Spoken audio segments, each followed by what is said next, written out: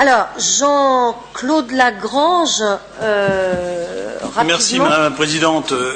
Avant d'évoquer une partie de l'action économique, je voudrais revenir sur une déclaration de M. Sauvadet tout à l'heure, qui prétendait qu'aucune entreprise de cette région participait au salon de Las Vegas.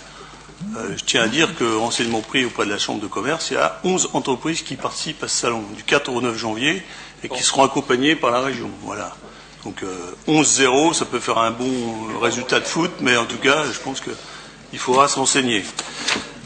Bien, Madame la Présidente, dans quelques heures, peut-être cette nuit ou au petit matin, j'aurai l'occasion d'évoquer un pan non négligeable de l'action économique au travers du SR2I. C'est bien entendu un élément essentiel de l'action de la région, mais ce n'est pas le seul. Parce que croire que le SR2I est le schéma des schémas serait nier l'action de l'ensemble de mes collègues et surtout toute la vision politique que vous avez évoquée au travers du plan de mandat. Vous l'avez évoqué, il convient effectivement d'activer tous les leviers du développement et de l'emploi, que sont la formation, que sont les liens avec l'université et la recherche, la mise en place de conventions territoriales avec les EPCI, comme l'a évoqué Eric, et avec tous les partenaires de l'écosystème. Je n'ai pas l'habitude d'évoquer le bilan d'activité d'un élu ou d'un service, mais je trouve quand même utile de revenir sur le travail fait pendant ces quelques mois et pour en tirer un bilan positif. Bien sûr, comme d'autres, j'aimerais que toutes les choses aillent vite, mais je pense qu'en matière, et je rejoins un peu ce que vient de dire Sophie, en matière notamment d'économie, il faut savoir aussi structurer l'action et pas toujours être dans la réaction. Dans un contexte de fusion et de réorganisation de notre administration, et je n'y reviendrai pas, nos services n'ont pas failli en assurant le suivi des dossiers et je pense qu'ils méritent d'en être félicités. J'ai d'ailleurs à la disposition de tous un bilan quantitatif qui est partiel, mais qui concerne notamment les aides attribuées aux PME. On pouvait craindre qu'avec l'application de la loi, et notamment le retrait des départements, on ait un trou d'air. Je tiens à dire qu'on aura instruit et financé plus de dossiers en 2016 qu'en 2015.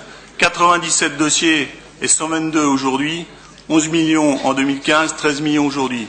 Tout ça est également vrai en matière de subventions, en matière de fonds de garantie, en matière de capital risque. Et d'ailleurs, je tiens à préciser que la région a mobilisé ou a la capacité de mobiliser 128 millions. J'entends beaucoup de régions se vanter d'avoir mis 50, 100, 200, 300. Sachez qu'aujourd'hui, avec tous les fonds qui sont disponibles, nous avons 128 millions à disposition des entreprises.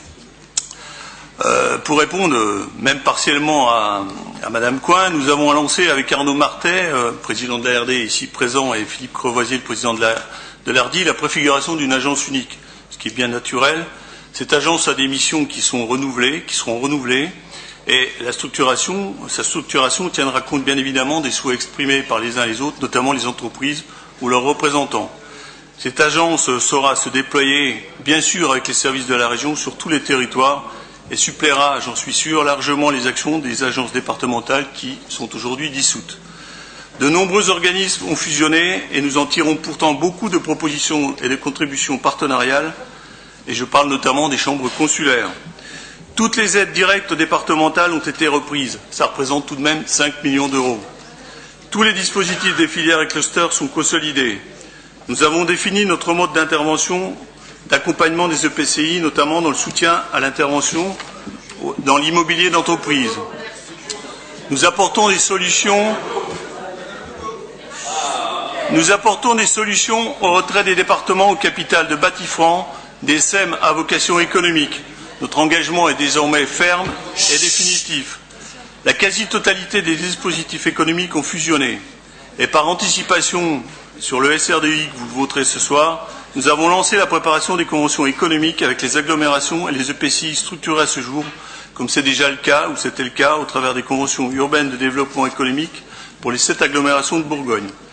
Dès janvier, les futurs EPCI seront accompagnés pour la montée en charge de leurs compétences économiques. Dès janvier, je pense qu'ils sont d'accord, Pontarlier, je cite quelques exemples, Pontarlier, la future communauté de communes du Charolais, Belfort, Joigny, Autun, Dole et entre autres pourront s'inscrire dans nos dispositifs. Enfin, un budget unique et des règlements d'intervention simplifiés vous seront proposés en janvier. Voilà, mes chers collègues, il n'est pas utile de s'exprimer dans la presse tous les jours pour pouvoir justifier l'action régionale. C'est sur le terrain, auprès des acteurs, que se construit la stratégie régionale et se met en cause et se met en œuvre le soutien aux entreprises et aux territoires. Merci. Merci.